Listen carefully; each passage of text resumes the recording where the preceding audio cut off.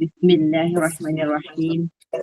Alhamdulillahirabbil alamin wassalatu wassalamu ala asyrafil anbiya'i wal mursalin wa ala alihi washabbihi wasallim. Allahumma salli ala sayyidina Muhammad wa ala ali Muhammad wa ala alihi washabbihi ajma'in. Allahumma a'inna ala zikrika wa syukrika wa husni ibadatik. Allahumma ahyina bil iman wa amitna bil iman wa hsyurna bil iman wa alkhidna jannata mal iman birahmatika ya arhamar rahimin. Rabbi shrah li sadri wa yassir li amri wahlul 'uqdatam min lisani yafqahu qawli. Amma ba'd. Assalamualaikum warahmatullahi wabarakatuh. Salam sejahtera, salam ukhuwah pada Al-Fadil Ustazah dan Al-Fadilah Ustazah dan semua jemaah pecinta ilmu yang diberi hidayah dan menjadi pilihan Allah untuk duduk dalam majlis ilmu Gemah Nur Iman pada malam ini. Syukur Alhamdulillah, moga-moga ianya menjadi ilmu yang barakah, dilimpahi pahala dan menjadi amal ibadah yang diradai dan dirahmati Allah. Amin. Kuliah Isyak kita ini daripada saluran Google Meet Gemah Nur Iman yang ditadbir urus oleh seluruh ahli jawatankuasa Gemah Nur Iman akan dipimpin oleh yang berbahagia Al-Fadilah Ustazah Misnah binti Miran dengan fik darah haid, nifas dan istihadah. Bagi menambahkan keberkatan majlis, mohon ihsan Ustazah untuk memimpin Ummul Quran Al-Fatihah dan pahalanya kita hadiahkan kepada baginda Rasulullah sallallahu alaihi wasallam, keluarganya dan para sahabatnya, para anbiya, para solihin, alim ulama, guru-guru kita, ibu bapa kita, keluarga kita, tidak lupa juga kepada para pejuang Palestin dan semua muslimin dan muslimat sama ada yang masih hidup ataupun telah kembali ke rahmatullah. Al-Fatihah. A'udzubillahi minasyaitonirrajim. Bismillahirrahmanirrahim. Alhamdulillahirabbil alamin. Ar-Rahmanir-Rahim. Maliki yaumiddin. Iyyaka na'budu wa iyyaka nasta'in. Ihdinas siratal mustaqim. Siratal ladzina an'amta 'alaihim ghairil maghdubi 'alaihim waladdallin. Amin.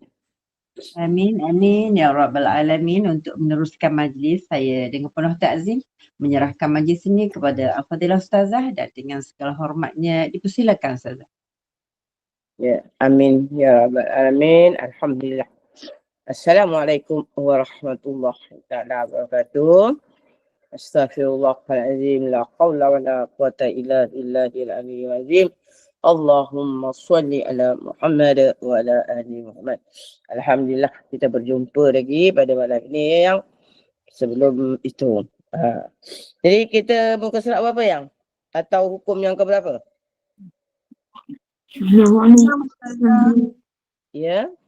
Ke-6. Ke-6. Ya, hukum yang ke-6.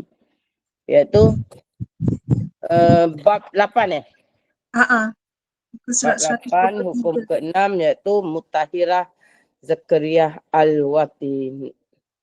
Ya, Nisah Lil Alhan. Artinya seperti ia berkata, nifasku mengiringi bersalin dan aku tidak tahu kadarnya. Jadi ini orang yang dia bersalin, mungkin lama, lepas tu kata jauhnya ngencet dia. Bersalin. Yang dah jangka tak bersalin dah, tiba-tiba bersalin. Dah 10 tahun, 15 tahun tak mengandung, contohnya. Jadi tiba-tiba ditimpa istiadah. Maka dia tak ingat. Jadi dia kata dia ingat nifas dia tu masa bersalin dan dia tak ingat kadarnya. Berapa lama? 40 hari. 30 hari. Tak ingat dah dia kata. Jadi hukumannya saat mengiringi bersalin adalah nifas dengan yakin dan selepas itu adalah kemungkinan darah berhenti. Maka dia diwajibkan mandi selama-lamanya setiap kali hendak solat fardu.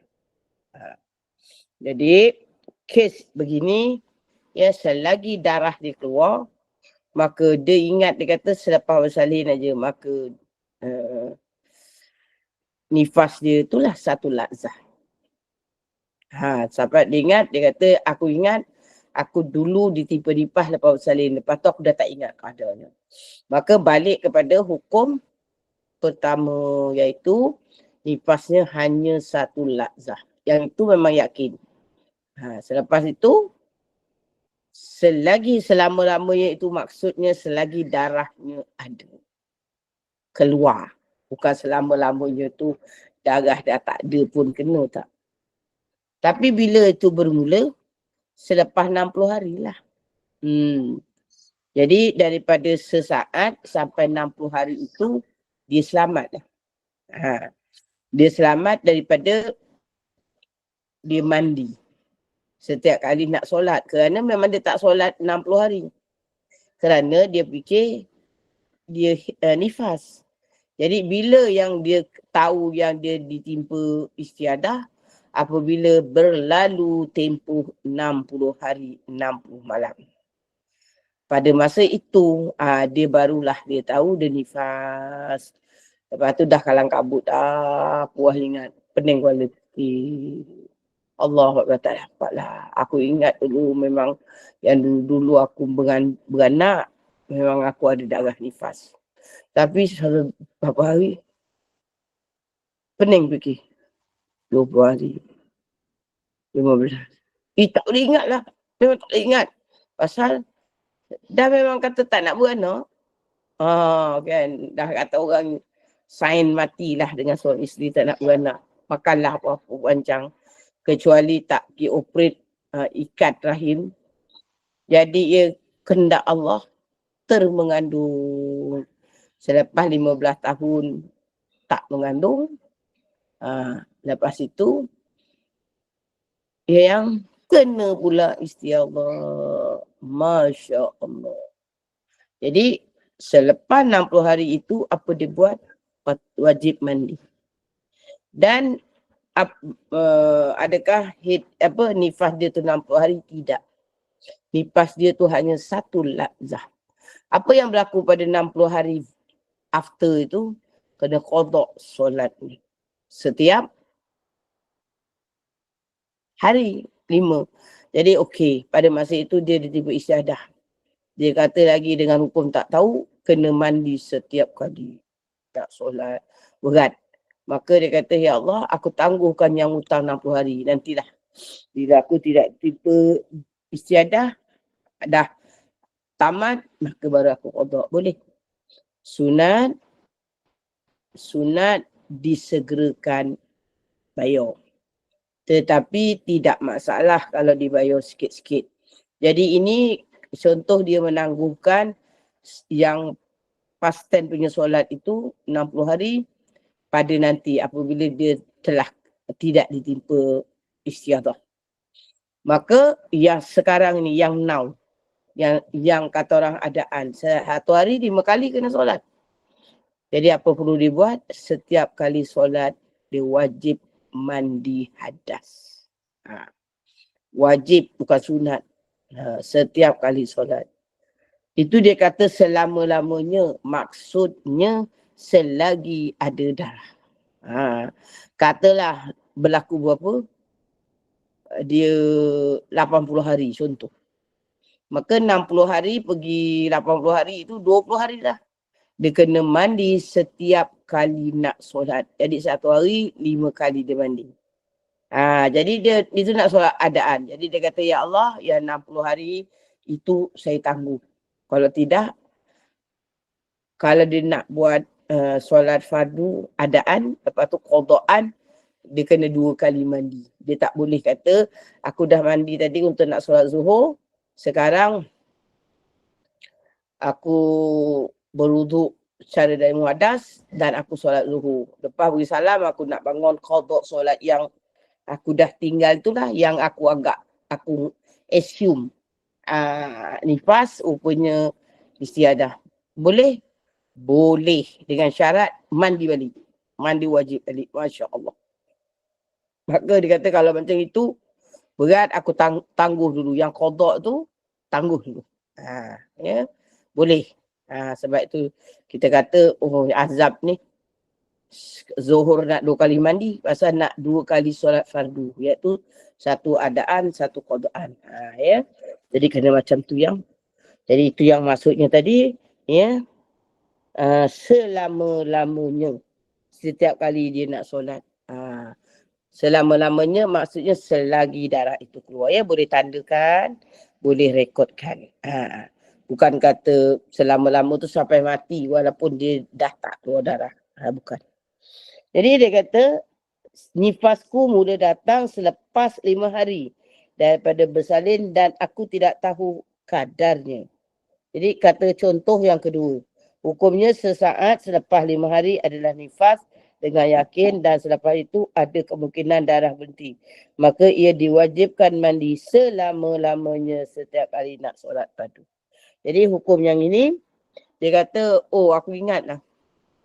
Lepas aku bersalin, dia kata berapa tadi yang?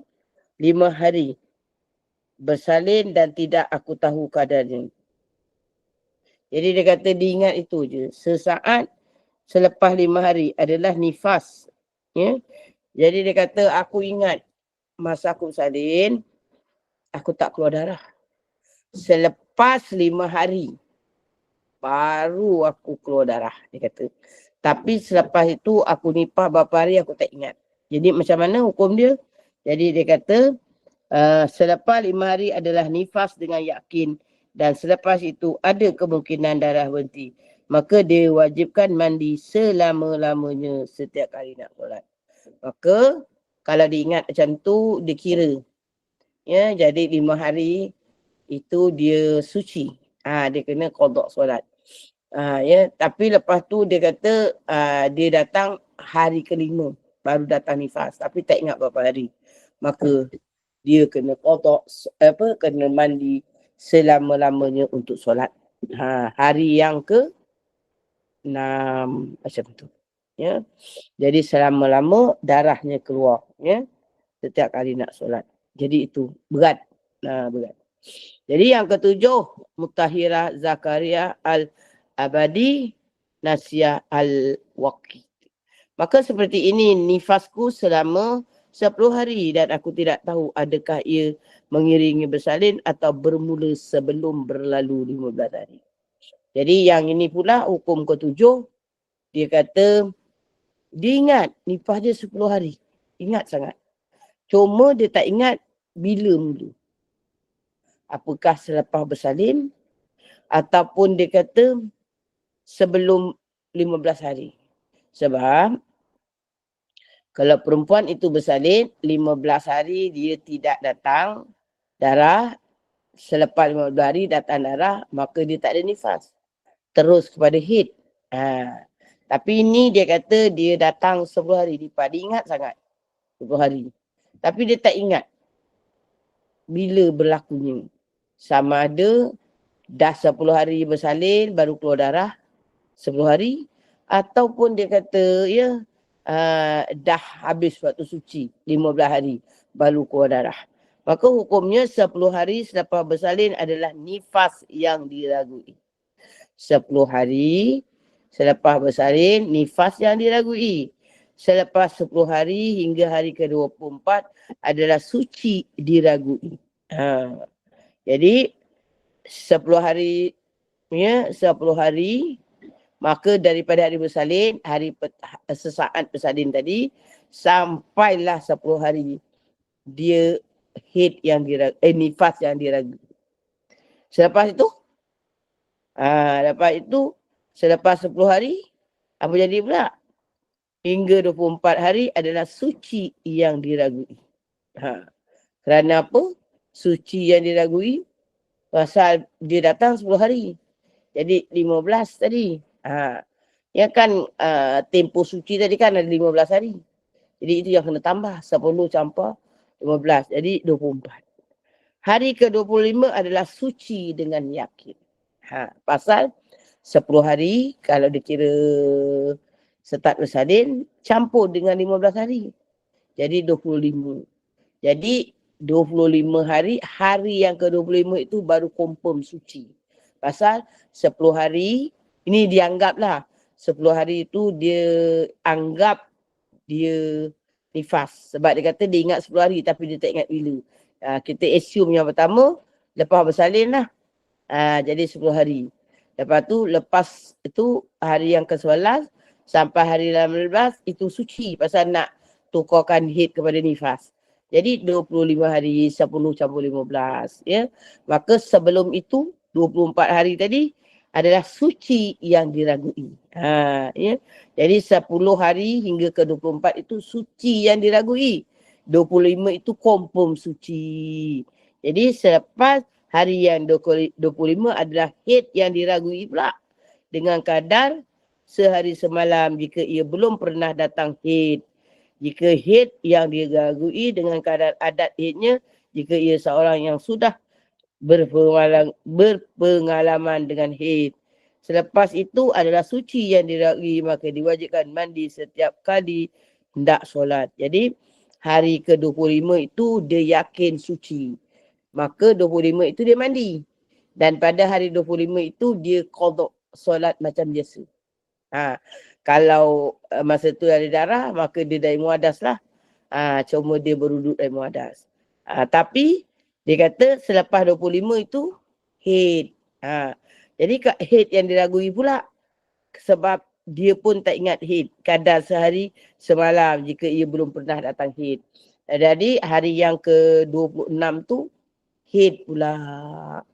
Jadi kalau dia belum pernah kena haid, haidnya 1 hari 1 malam saja yang yakin. Maka selepas itu 27 dia kena qada. Dia kena mandi setiap kali solat. Nampak?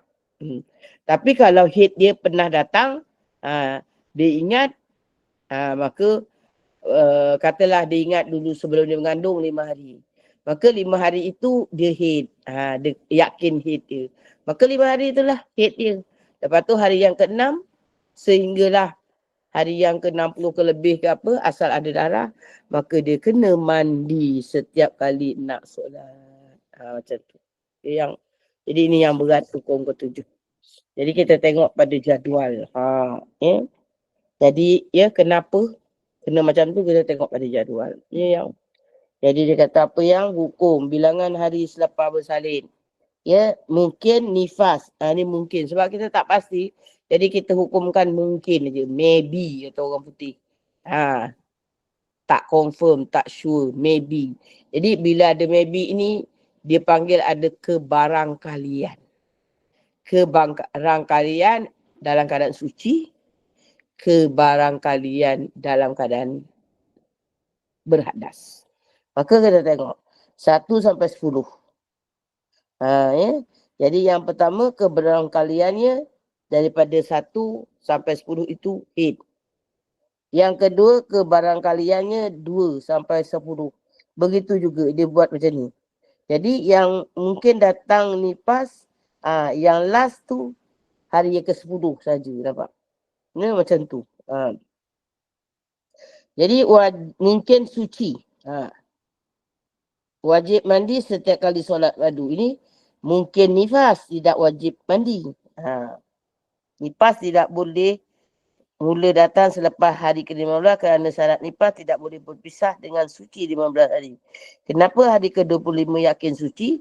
Kerana mencukupkan 15 hari suci iaitu 11 tolak 25 dalam tempoh nifas sehingga boleh dihukumkan darah selepasnya sebagai haid dan selewat-lewat kemungkinan datang nifas pada hari ke-15 pada akhir hari yang ke-24. Nampak? Jadi kita tengok mungkin suci wajib mandi setiap kali solat bermula pada 11 sehingga 24. Tu nampak? Tadi yang dah diterangkan kenapa 24 tu tadi. Maka 10 hari campur 14 hari. Jadi hari 25 yakin suci. Nampak? Jadi dia kata 25 itu yakin suci. Maka daripada 11 hingga 24 setiap kali nak solat wajib mandi. Sebab mungkin suci, mungkin tidak. Jadi lepas tu 25 yakin suci. Lepas tu 26 hingga 90 itu juga mungkin haid. Macam tu. Jadi mubtada sehari saja mungkin haid hari ke-26. Ya, mubtadah kembali kepada adat. Contohnya haidnya 7 hari. Maka mungkin haidnya pada hari ke-26 hingga 32. Selepas 2 tempoh tersebut, ia dihukumkan sebagai mungkin suci selama-lamanya. Kerana permulaan kitaran haid sebenar tidak diketahui. Oleh itu wajib mandi setiap kali nak solat fardu. Ya. Jadi ini dia dua-dua tak pasti. Nifas pun dia tak pasti, haid pun dia tak pasti. Maka selama-lama selagi dia ada darah, dia kena mandi setiap solat. Jadi nak faham tengok kotak tu perlahan-lahan. Maka itu yang jadi masalah besar ya. Masalah besar jadi macam saya selalu takap ya. Kenapa saya kata catat? Kenapa saya kata catat? Kenapa saya kata catat? Inilah. Yang jadi selesai kemas kini terjemahan. Ya. Jadi hari ini kita akan tengok ya. Kita dah tamat pada kitab ini. Tetapi ya, adakah kita boleh faham? Itu ya. Jadi kat sini dia kata apa? Dia cakap apa yang jadi ini diijazahkan lah oleh ya, tuan punya Ibanah ya Al-Hafiz Al-Hikam Al-Hadid Awana Nifas wa Istiadah.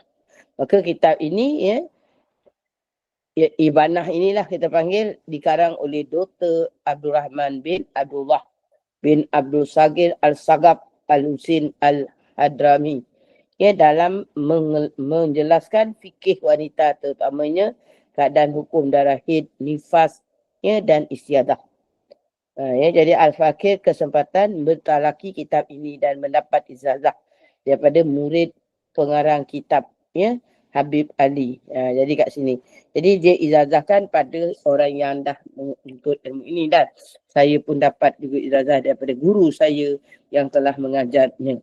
Ya. Jadi kat sini apa yang perlu saya faham dipahamkan, kita memang baru kali pertama memang takkan faham sangat ya. Sebab itu kalau Maulana Mansur ya, dia akan buat ulangan tentang tentang haid itu sekali lagi ya. Jadi kat sini ya, kalau nak ikut dia kata suami wajib bagi anda mengajar isteri dengan mengenai masalah ini. Jika anda tidak mampu mengajar, suruhlah isteri anda keluar belajar dan berikanlah keizinan kepadanya untuk keluar belajar. Jadi ini hukumnya. Kalau suami isterinya masa dikahwini tak faham darah, maka suami juga ada tanggungjawab. Kalau dia pandai, dia ajar. Tak pandai, dia kena carikan guru. Tapi sebab itu, kalau dah isteri yang macam ni online, cari guru sendiri, maka suami kena izinkan. Tak boleh halang. Ya. Jadi dalam hal ini, saya nak ulang sikit, maka haid ini, antara haid pertama, pergi haid kedua, ini yang poin-poin. Ya, sebab ini dalam saya dah habiskan kitab itu, tapi memang ada permintaan nak ulang balik kitab itu dari mula. Yes, insyaAllah. Boleh saya terima selepas ini. Ya, selepas ini. Nanti saya bagi admin. Apa yang penting saya minta doa daripada kalian. Beri saya dipermudahkan urusan. Diberi kekuatan. Dijauhi daripada jangkitan wabak, penyakit. Diberi kekuatan untuk melakukan perkara-perkara yang wajib dan yang sunat. Ya. Dan juga didoakan pada keluarga saya yang tinggal. Dan harta benda saya serta apa yang saya pergi diselamatkan oleh Allah. Yang pentingnya itulah ya. Saya minta, senang cakap, bahasa Melayunya saya minta didoakan ada keberkatan untuk perjalanan saya, insyaAllah. Ya, jadi perjalanan saya insyaAllah 15 hari bermula 12 hari bulan sehingga 26 hari bulan saya balik semula ke sini. Ya, jadi saya minta doa semua. Saya minta ampun dan maaf apa juga salah dan silap saya, terutama dalam kata-kata ya. Saya tak kata saya sempurna. Maka dalam mengajar ini banyak kata-kata saya ya yang mungkin tersilap sebab itu kekurangan saya. Saya manusia biasa, ya kadang-kadang ya cakapnya, ya dalam menyampaikan ilmu tu tentu ada salah silap, confirm ada. Sebab Allah mengatakan bahawa insan itu, nama insan itu kata Nabi adalah bersalah. Cuma insan yang mulia iaitu Rasul dan Nabi, Allah yang jamin dia maksum. Maksudnya Allah pelihara dia. Maka dia itu tidak melakukan kesalahan dan kesilapan kerana dipelihara oleh Allah. Selain daripada Allah dan Rasul, ada melakukan kesalahan. Cuma tahap kesalahan itu ikutlah kehendak Allah ataupun ikut martabat mereka. Ya mungkin para sahabat melakukan kesalahan juga. Sebab tu kita tak boleh hina para sahabat. Sebab dia bukan Rasulullah. Tetapi terlalu kecil berbanding kita. Terlalu sedikit berbanding kita. Contoh, kerana dia sahabat ini mendapat direct ajaran dari Rasulullah. Jadi kita ini, saya contohnya, dah hampir 1,600 tahun. Ya, jadi ya Allah, banyak dosa dan silap. Jadi saya minta maaf ya atas segala kekurangan dan kesalahan yang saya lakukan. Jadi ini yang kita kena faham. Jadi saya minta maaf sesuatu. Jadi kat sini ya saya nak ambil rumusan. Sebelum insya-Allah saya balik. Lepas tu kita akan ulang balik ya. Sama ada saya akan terangkan ya pakai yang kitab Ibanah balik ataupun saya cuba pakai kitab ya Maulana Al-Mansur. Kita tengok nanti macam mana. Ya, tapi insya-Allah akan tetap ya saya buat ya untuk kepahaman yang lebih lagi ya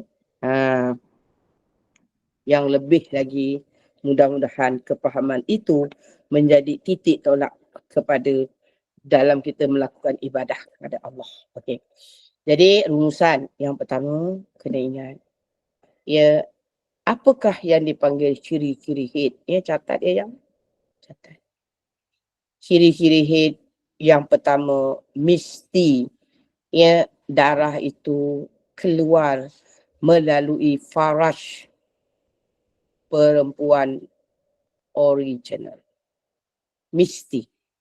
Darah itu mesti keluar daripada saluran faraj perempuan original. Maknanya daripada keturunan Hawa. Kat mana? Itu saluran faraj yang tempat itulah kita nak buat bersalin. Tempat itulah juga kita menerima jima.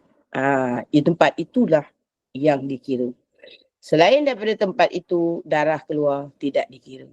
Contoh, ada orang perempuan dia tersumbat tau, darah dia tersumbat. Maka dia juga datang period tapi melalui lubang jalan belakang. Jalan belakang. Ya, sama setiap bulan. Adakah itu dikira haid? Tidak. Ni kena ingat. Ni ciri-ciri haid. Tidak. Walaupun dia macam haid tapi tidak. Jadi kalau dia nakkan haid, dia kenalah zaman sekarang dia dah tengok kenapa darah haid dia lalu belakang. Oh, doktor kata bahagian tu tertutup. Maka dia buat operation, buka. Selepas itu lalu bahagian depan baru dikira haid. Ini yang pertama yang kena faham. Yang kedua, perempuan itu mesti original keturunan Hawa. Keturunan Adam tak boleh. Ya, jadi itu. Jadi perempuan ini semula jadi. Tak payah makan hormon, tak payah makan apa. Haidnya bermula setiap bulan. Sebab tu dia panggil datang bulan. Tiada kesakitan, maknanya tiada paksaan. Ini kena ingat. Jadi dari wanita yang transgender, contoh, dia makan hormon. Sekarang kan semua boleh yang. Dia operate daripada alat kelamin lelaki menjadi perempuan. Dan dia makan hormon perempuan, estrogen, progesterone. Maka dia boleh datang haid. Sebab tu kadang-kadang orang menyusu anak dara, dia ambil anak angkat, ataupun dia dah kahwin lama, dia ambil anak angkat, dia makan pil, air susu keluar. dia nak jadikan mahram. Adakah hukumnya boleh? Itu perbincangan untuk lain. Ya. Ya. Sebab dia kata susu yang menjadi bapa susuan apabila susu itu terhasil kerana mengandung dan persetubuhan daripada lelaki. Tapi kalau tak mengandung, maka adakah bila dia makan hormon keluar air susu, dia menyusukan, katalah contoh, anak perempuan kerana nak dapatkan mahram bagi suaminya, bapa susuan, adakah boleh? Jadi ini ada persoalan yang panjang. Saya tak nak jawab kali ini. Tapi kena tahulah belajar hukum itu. Jadi itu yang kedua. Mesti, pertama tadi, umurnya, bukan umur, mesti melalui saluran faraj. Dan faraj itu original. Maksudnya betul-betul perempuan. Itu yang kedua.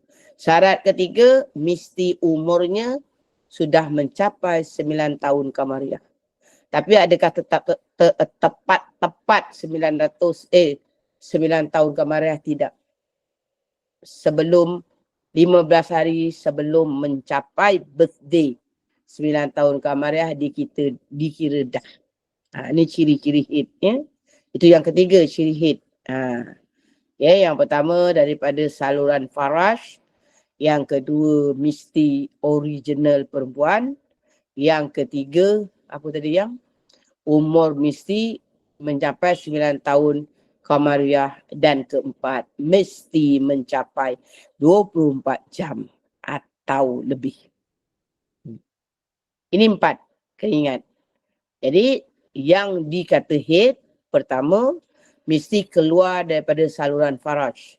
Yang kedua, mesti saluran faraj itu original perempuan, bukan buat bedah siasat, bukan buat makan hormon.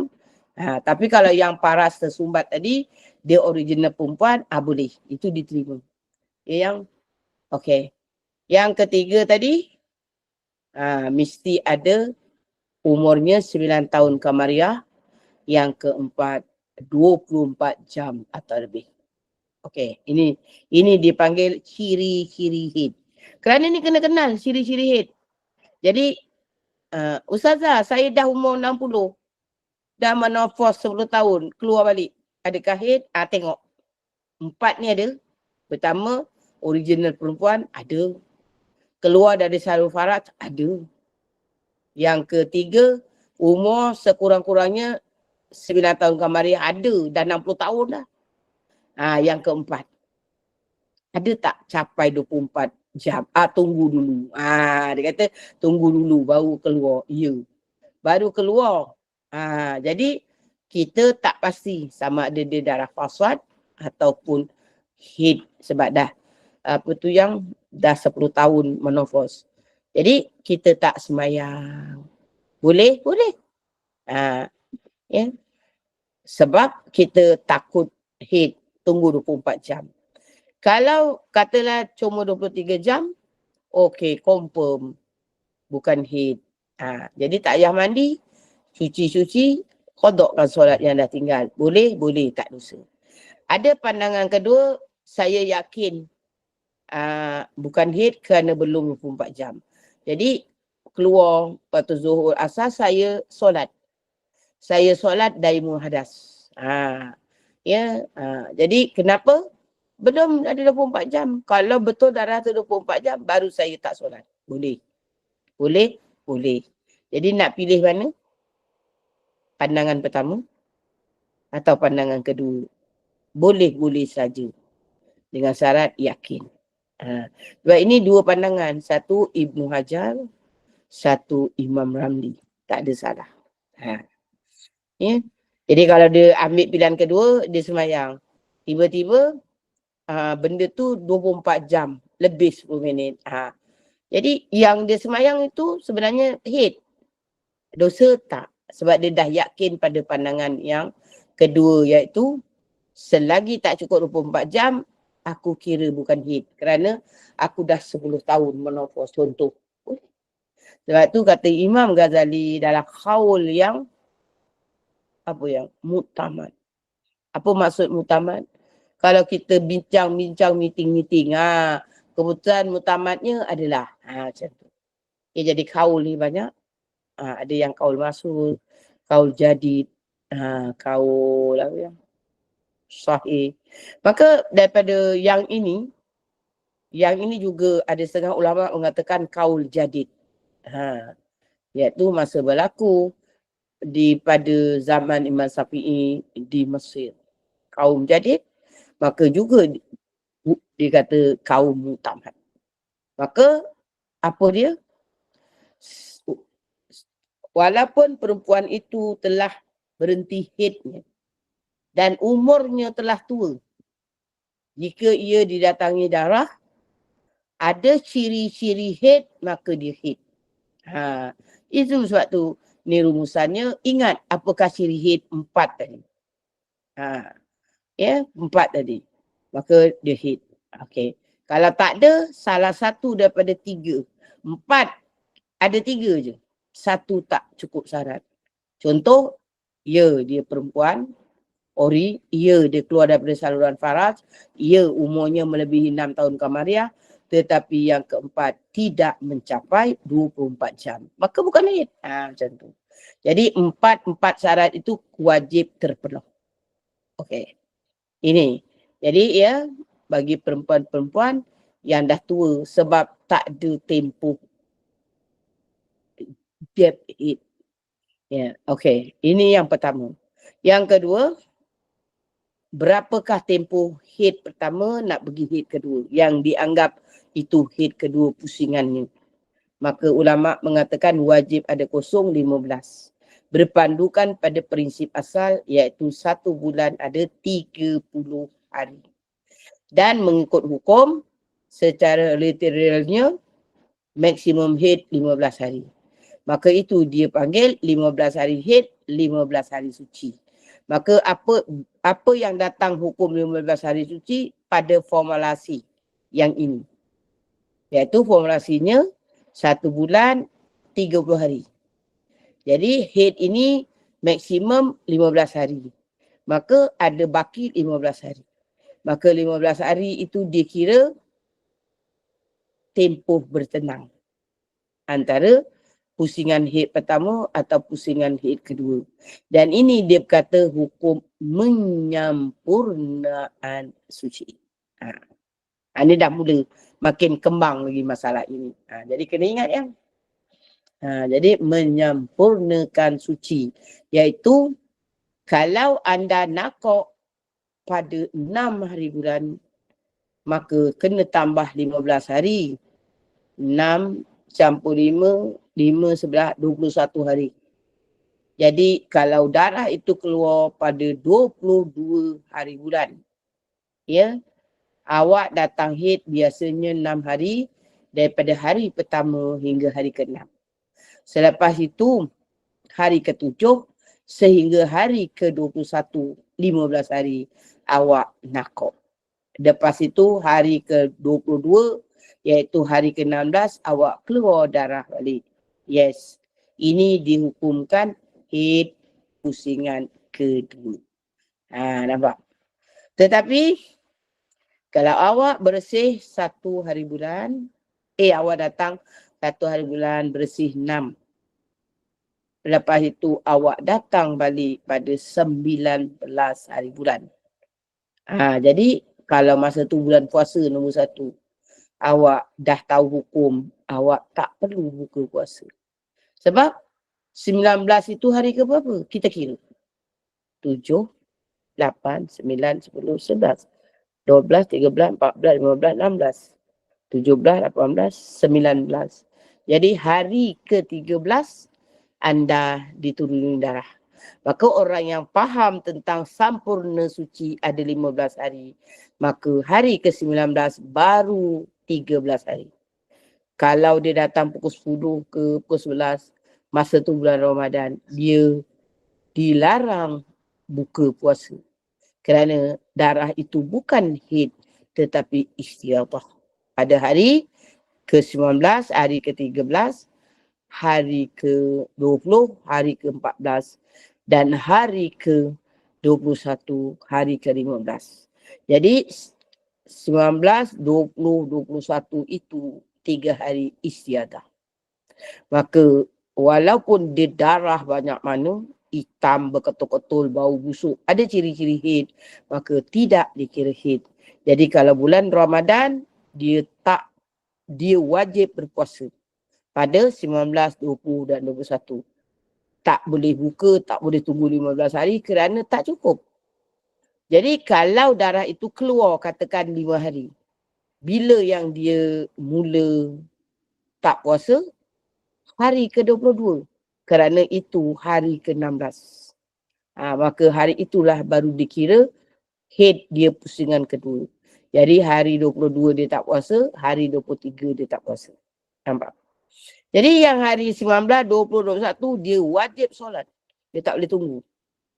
Kerana memang dia confirm suci. Sebab ni yang saya ulang lagi sekali. Ya, pentingnya ilmu. Ya. Ada mata memandang kat sini 28 Pentingnya ilmu. Kalau awak tak ada ilmu fiqh darah, maka hari ke-19 Ramadan tadi, awak keluar darah, awak kata pukul 10, dah buka. Pasal apa? Darah dah turun. Tak semayang. Pasal apa? Darah dah turun. Padahal pada hari ke-19 itu baru hari 13. Dah datang balik darah. Maka itu bukan haid. Itu istiadah atau dipanggil darah fasad. Pada 19, 20, 21, 3 hari itu adalah dalam syariat suci. Maka awak wajib solat, wajib puasa kalau bulan Ramadan. Tak boleh berbuka. Jadi kalau katakan dia turun 6 hari, maka hari yang keempat iaitu 22 hari bulan, barulah awak tak solat dan tak puasa. Tapi ditengok juga adakah dia kena solat subuh pada 22 hari bulan itu. Tengok pada nakok sebelum ini. Iaitu pada 6 hari bulan, nakoknya bila. Jadi kena tengok kat situ. Kalau nakoknya, katalah, ada 10 minit sebelum subuh berlalu, maka dia kena solat subuh pada pagi itu. Kerana nakok, haidnya bermula pada 10 minit sebelum habis subuh.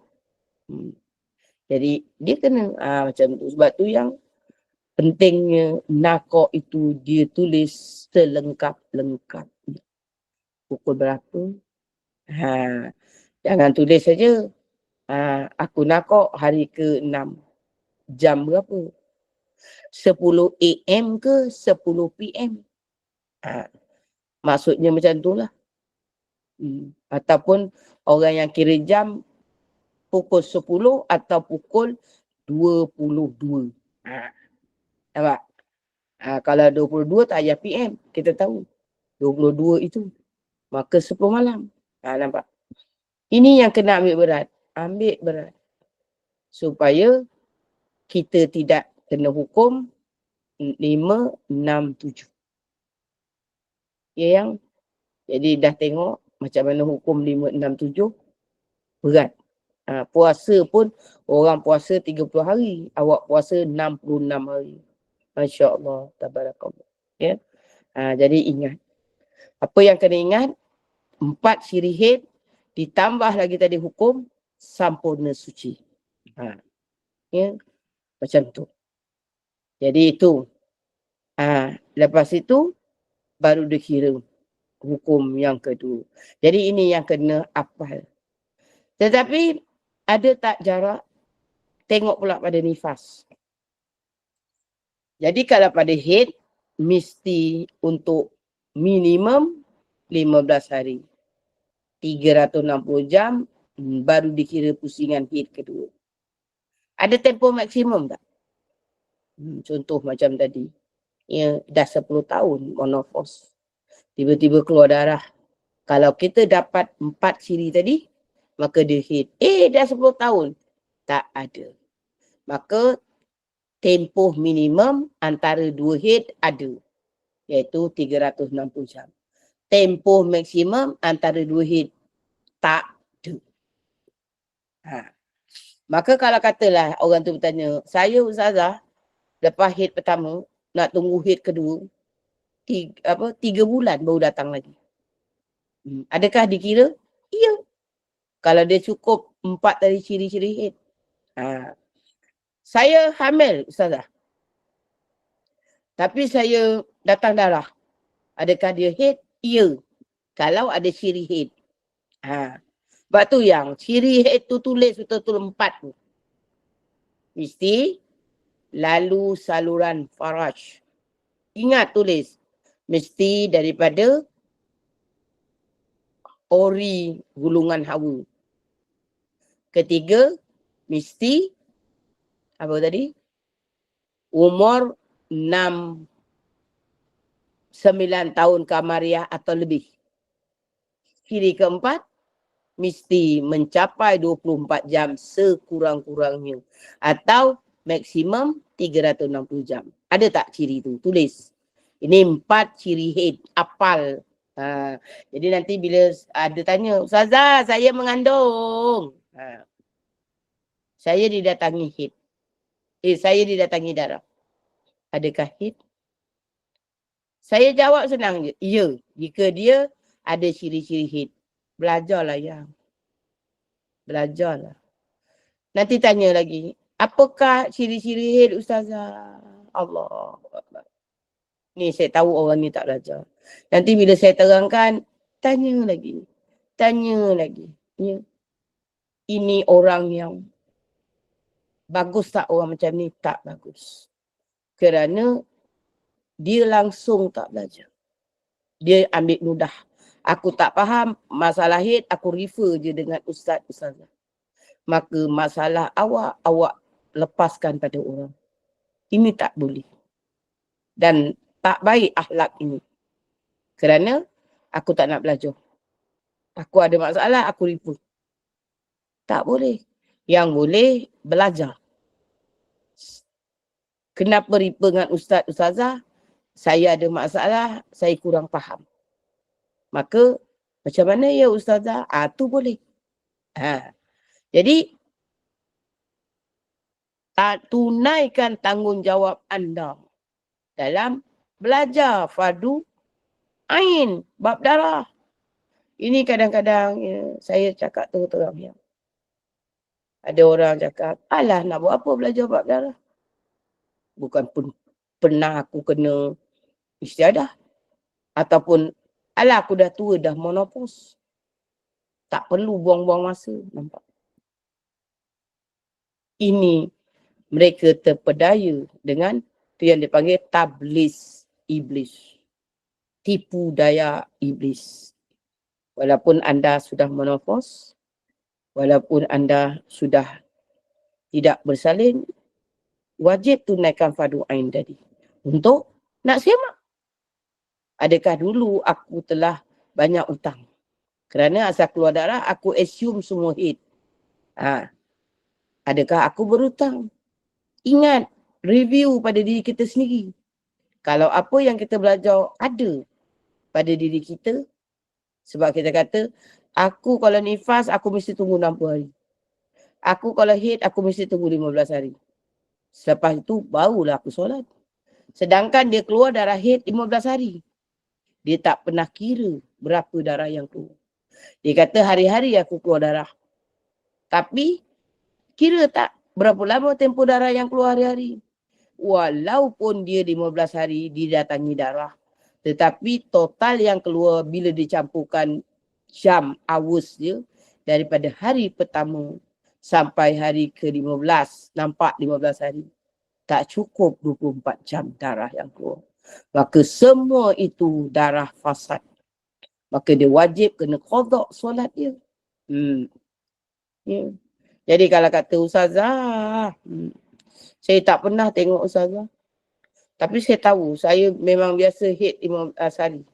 Jangan cakap haid dulu, keluar darah 15 hari. Tapi macam tu lah ustazah, saya ingat kalau keluar pun mungkin dalam 2-3 jam, 1 jam. Lepas tu dia tak ada. Tapi saya relax lah. Sebab saya assume kata lebih 24 jam. Saya dah 10 hari. Lebih 24 jam. Maka dia salah faham. Yang lebih 24 jam itu bukan darah yang keluar. Tapi tempoh darah yang keluar setiap hari berapa jam. Termasuk patrah. Kalau darah dah berhenti, dia kena korek. 2 ruas saya dah cakap. Saluran apa yang? Saluran Farad Zahir. Kalau ada, itu dikira jam haid. Kalau dia kata, Ustazah, saya mengalami haid 23 jam. Lepas tu patrah 1 jam setengah. Sebab saya yakin Ustazah, saya keluar, saya patrah maghrib contoh. Ustazah kata 10 minit sebelum masuk waktu saya korek ada darah. 10 minit sebelum habis waktu maghrib saya korek masih ada darah. Lepas tu saya korek lagi Ustazah. Pukul 10 nak tidur masih ada darah. Kata contoh.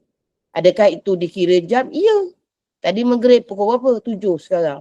8, 9, 10. Oh, 3 jam patrah. Tadi 20 jam darah mengalir keluar. Campur 3 jam. Jadi 26 jam. Yes, awak haid. Nampak? Kalau dia cakap je, saya 23 jam. Istiadah. Lepas tu kena nyatakan dengan betul. 23 jam itu adakah telah pelas patrah. Bila kena cek patrah itu setiap 10 minit sebelum masuk waktu, 10 minit sebelum habis waktu. Dan kalau nak tidur, sebelum tidur itu cek lagi. Pukul 10. Macam tu. Ini ada buat tak? Kalau kata Ustazah, banyak orang berlaku dia cakap macam ni. Saya tak pernah cek. Tak pernah kira tempoh haid. Sebab dah hari kedua Ustazah, dah hari ketiga masih datang darah. Tapi berterusan tak? Tak. Dia keluar sikit, dia stop. Kan dah 3 hari tu Ustazah. Kata nifas, haid itu apabila melebihi 24 jam. Salah. Melebihi 24 jam bukan hari yang keluar. Melebihi 24 jam, darah yang keluar termasuk patrah. Even though, ni orang putih dah keluar ni.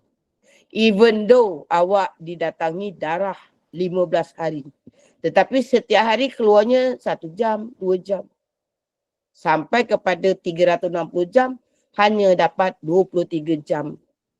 30 minit. Kurang 30 minit. Mencapai 24 jam. Adakah dia haid? Tidak. Dia darah fasad. Habis kalau saya, sebab tu mengikut hukum asal, darah keluar, berhenti. Darah stop, nakok, wajib solat. Kalau belum cukup 24 jam, tak perlu mandi. Cuci-cuci sumbat, cara dari muhadas. Bila cukup 24 jam, baru kalau dia berhenti, mandi. Nampak? Jadi kalau kata dah dapat 24 jam, tapi dah 20 hari Ustazah, ya. Jadi kalau dia nakok hari ke-16 mandi. Lepas tu dia keluar darah. 1 jam Ustazah, hari ke-17 mandi tak? Mandi. Kerana awak dah dapat haid. Nampak? Ini yang kena faham betul-betul. Ya. Dan saya akan cuba bimbing untuk yang sesi kedua kali nanti lagi slow-slow. Satu-satu nak pergi depan. Ya. Jadi sudah 5 minit lagi untuk mencapai waktu. Ada nak soal. Jadi ini saya akan buat rumusan untuk senang cakap cara membuat nota kaki. Yang bermula daripada permulaan haid sehinggalah sampai nifas tu yang tadi dah catat kan. Jadi tadi dapat catat 4 ciri haid, lepas itu sampurna suci. Lepas tu had, permulaan pusingan haid kedua selepas suci 15 hari. Boleh? Saya buka pada pertanyaan sebelum saya mengundurkan. Silakan kalau ada. Silakan doa. Bertanya dengan Ustazah. Ambil peluang insyaAllah. Ya. Kalau ada lah, kalau dah faham, Alhamdulillah. Ya, tapi kadang suruh tanya, tak nak tanya. Tapi WhatsApp banyak masuk. Ya, tapi saya minta maaf ya yang. Selepas itu, Saya akan tak bawa handphone saya yang kedua 011 6171 6347 tak salah. Saya tak bawa. Saya akan off-kan. Saya cuma bawa 017 713 8587. Saya dah roaming untuk sebulan. Jadi saya pun dipahamkan, bolehlah untuk WhatsApp, tapi pun tengok keadaan. Ya yang sebab tu saya minta dia awalkan, kalau boleh masa itu saya nak tumpukan pada ibadah saya, ya yang saya, tapi kalau terdesak tu saya jawab jugalah. Sebab tu saya walaupun saya roaming, sebenarnya saya boleh buat online daripada sana. Tapi saya rasa saya nak cuti lah. Bagi peluang, saya cakap terang lah. Kalau boleh jangan soal saya, jangan apa. Doakan aja saya. Sebab bagi peluang saya menumpukan pada ibadah saya. Ya yang macam itulah. Doakan saya. Nombor satu, pertama sekali doakan saya diberi kemudahan oleh Allah, dirahmati, diberi afiat. Dan yang paling takut itu doa saya jangan menyakiti wabak. Kan? Dan juga diberi kekuatan zahir dan batin melakukan bukan saja perkara yang wajib tapi perkara-perkara yang sunat.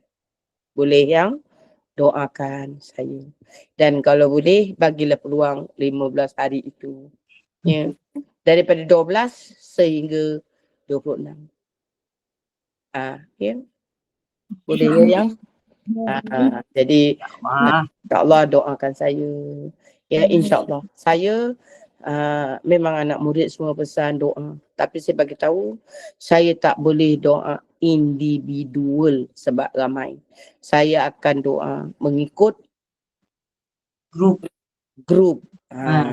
Jadi dalam doa tu saya akan terbuka grup fizikal. Ya insya-Allah. Grup fizikal dan grup WhatsApp, grup Google Meet. Jadi macam ni contoh doa, ya Allah ya Tuhanku, kau kurniakanlah. Saya pun doa lamsam.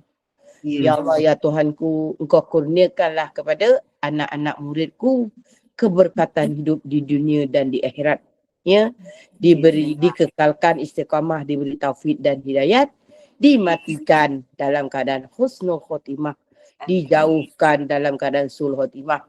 Dan ilas, ya Allah, dengan rahmat-Mu, masukkanlah kami semua dalam surga-Mu kepada kumpulan Gema Nur Iman. Amin. Kepada kumpulan Muslimah Al-Fidaus, kepada anak-anak murid kumpulan masjid, katakan Masjid Asmaul Husna. Saya kena buat macam tu. Kepada anak murid kumpulan Bidadari Surga contoh. Ya, jadi saya tak sebut nama yang itu pun dah banyak tu. Takut-takut sekarang kalau tempat mustajab belum habis doa dah kena lauk. Jadi saya minta agar saya dipermudahkan. Mudahkan saya mudah dapat tempat-tempat yang mustajab. Jadi macam itulah. Nanti polis tu bagi Ustazah duduk lama-lama dekat Raudah tu insya-Allah. Yalah itulah kata doakan saya. Sebab kalau lebih 40 orang doa, Allah kata guru saya kata Allah makbulkan. Ya.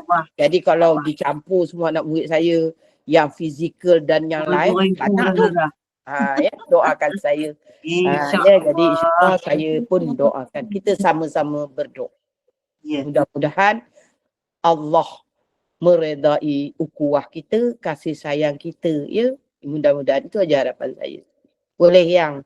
Boleh. Kat sini saya nak minta maaf. Halalkan segala-galanya.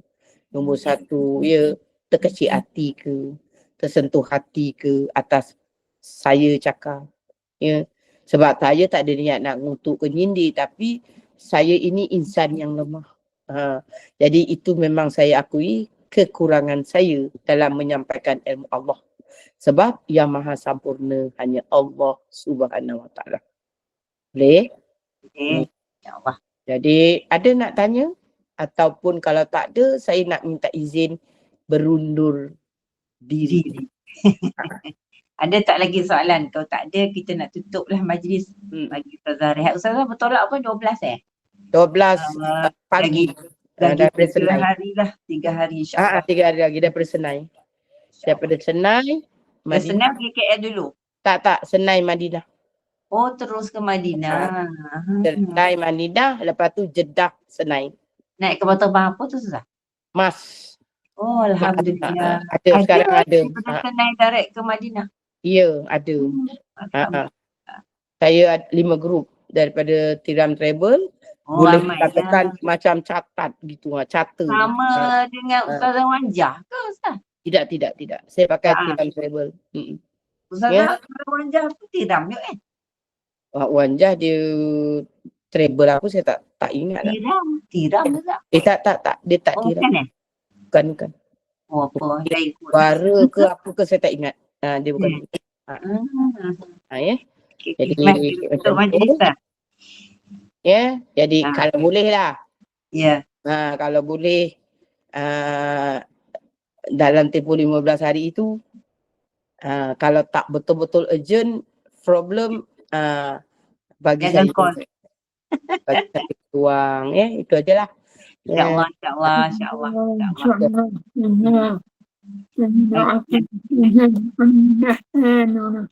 Amin ya.